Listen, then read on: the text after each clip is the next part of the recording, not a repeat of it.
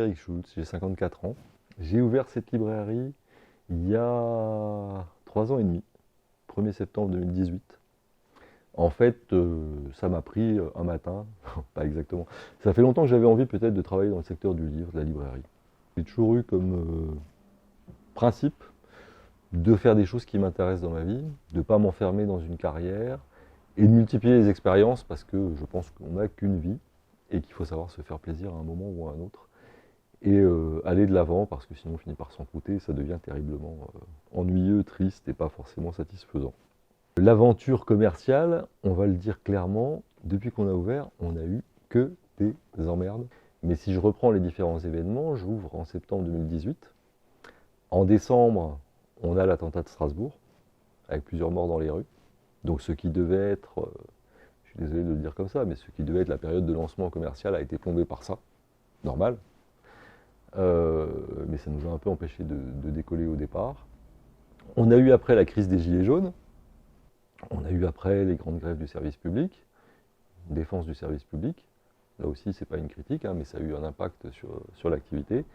Et on est parti après sur 2 ans de Covid, dans lesquels les librairies n'ont pas été considérées comme essentielles. Donc 2 fermetures administratives assez brutales. Et depuis alors, le 3e confinement, c'était en début de l'année 2021. Là, on a eu le droit, on a été reconnu de nouveau comme étant essentiel. Hein. J'ai toujours trouvé que c'était absurde d'enfermer les gens chez eux et de les empêcher de lire en même temps. Mais bon, parce qu'après tout, c'est peut-être tout ce qui reste pour s'évader et pour voyager. Et je me dis que finalement, tous les psychopathes qui sont dans mon rayon sont infiniment plus sympathiques et fréquentables que ceux qui sont dehors et qui prétendent s'occuper de notre quotidien, surtout en ce moment. Mais il y a des jours où c'est très très long. Et tu te dis, mais quand est-ce qu'ils vont venir? Ils viennent pas.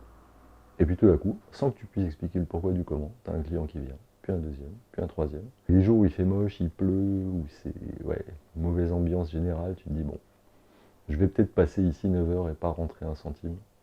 Et là, tu te demandes ce que tu fais ici. Mais tu sais jamais ce qui va se passer en fait en boutique. Il peut se passer des choses extraordinaires ou pas. Mais tous les matins, c'est une découverte, un recommencement. C'est le point d'observation du matin. Tu regardes le quartier, l'ambiance, la température, les gens, la cathédrale, les arbres. Moi j'ai eu une chance folle de trouver un local commercial qui est dans le quartier où je vis. Mais ça me permet aussi d'avoir un vrai environnement, un vrai écosystème, des gens qu'on connaît, qu'on côtoie, des commerçants qui deviennent des copains, des trucs. Des clients aussi de proximité qui lisent pas forcément du polar mais qui viennent ici. Il se passe énormément de choses. Et c'est pour ça que le commerce de proximité est important. Et qu'il faut se battre un peu pour maintenir de l'activité. Parce que le jour où on sera remplacé par des marques ou par de la vente en ligne, et ben tout ça, ça disparaît. Et les quartiers disparaîtront avec. Et ça, c'est moche. C'est ça la vie de quartier. C'est quand il se passe rien qu'il se passe tout. Et c'est ça qui est génial.